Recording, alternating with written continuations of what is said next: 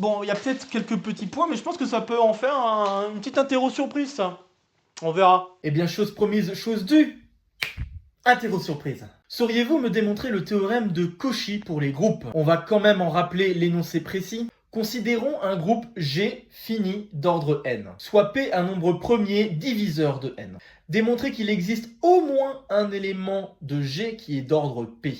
Bon, je dois avouer que Benjamin 2 a été un petit peu optimiste à considérer ça comme une interro surprise. C'est un exercice qui va devoir faire appel à des questions d'action de groupe, et notamment à la fameuse formule des classes. Bon voilà, avec ces quelques mots, je vous pose quelques petites graines là pour vous donner des idées de résolution. Je pense que cette question est un petit peu plus adaptée pour les gens qui préparent l'agrégation, ou pour des gens qui ont des connaissances suffisamment poussées en algèbre et notamment en théorie des groupes. Allez, comme d'habitude, je vous laisse quelques instants pour y réfléchir avant que je vous donne donc une résolution.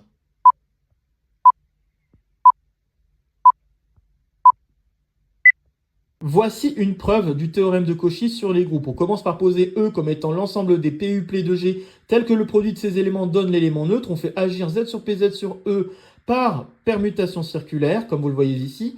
Puis, on va appliquer la formule des classes. D'un côté, on peut calculer le cardinal de E assez facilement, ce qui permet d'établir que ce cardinal est multiple de P. Et de l'autre côté, si on regarde les orbites par rapport à notre action, eh bien, leur cardinalité, ça va être soit 1, soit P. Et par conséquent, en utilisant la formule des classes, on obtient que le nombre d'orbites de taille 1, ça va être un multiple de P. Ce multiple ne peut pas être nul, puisqu'on a un élément de E qui va nous donner une orbite de taille 1, ce qui signifie qu'il y a au moins P-1 élément de E, dont le stabilisateur est d'indice 1. Et par conséquent, il existe bien un élément X dans G qui est différent du neutre, tel que X puissance P est égal à E. Et comme ce X n'est pas l'élément neutre, eh bien, on n'a pas d'autre choix, l'ordre de cet élément, c'est bien P.